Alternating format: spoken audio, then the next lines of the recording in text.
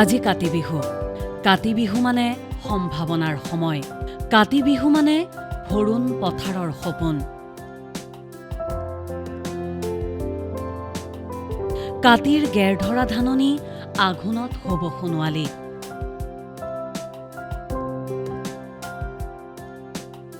কাতিৰ উদং ভঁৰাল, মাঘত সোণগুটিৰে ভৰাৰ সপোন। এয়াই কাতি বিহু। উদং ভঁৰাল ভৰাই পেলোৱাৰ সপোন সমৃদ্ধ কৰাৰ মাহ। কাতিৰ গেৰধৰা খেতিডৰালৈ হেঁপাহ পলুৱাই চোৱাৰ মাহ। অসমীয়াই আহিন আৰু কাতিৰ সংক্ৰান্তিৰ দিনটো পালন কৰে কাতি বিহুৰূপে। পথাৰখনক লৈয়ে জীয়াই থাকিব খোজা অসমীয়াই তুলসীৰ তলত জ্বলালে হেঁপাহৰ চাকি গছি।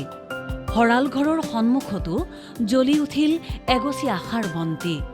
সেউজীয়া পথাৰখন সোণোৱালী হোৱাৰ আশাৰেই পথাৰতো জ্বলি উঠিল আশাৰ বন্তি গছি।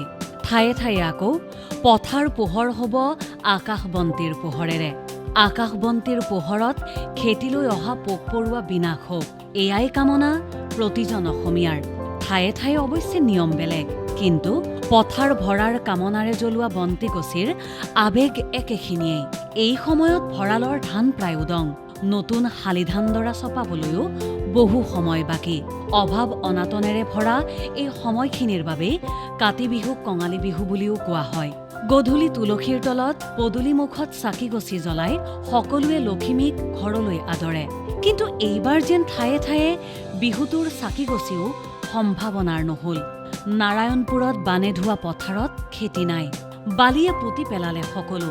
তিতাবৰতো শুকান চৰণীয়া পথাৰ। বালিয়ে পুতি পেলালে হেঁপাহৰ পথাৰখন। লখিমীক আদৰিবলৈ পথাৰত গেৰধৰা ধান মুঠিয়েই নাই। তেনেহলে বিহু কাৰ বাবে? কিন্তু তাৰ পাছতো চাকি গছি জ্বলাব। মাজুলী, তেজপুৰ, মৰিগাঁৱকে ধৰি ৰাজ্যৰ বিভিন্ন প্ৰান্তত কাতিৰ চাকি গছি জ্বলি উঠিছে। কাতি মাহৰ শুভ সন্ধিয়াত জ্বলি উঠিছে তুলসীৰ তলৰ আশাৰ চাকি। পথাৰতো জ্বলি উঠিল সোণগুটিক আদৰণি জনোৱা আকাশ বন্তি। কৃষিজীৱী ৰাইজৰ সপোনবোৰ সোণগুটিৰ ৰঙেৰে ৰঙিয়াল হওক। উৰ্বৰা হৈ পৰক হেঁপাহৰ পথাৰ। ভৰি পৰক প্ৰায় উদং হৈ পৰা প্ৰতিটো ভঁৰাল। কাতি বিহু সম্ভাৱনাৰ হওক। নিউজ ডেস্ক ৰিপোৰ্ট, দেশ টুডে।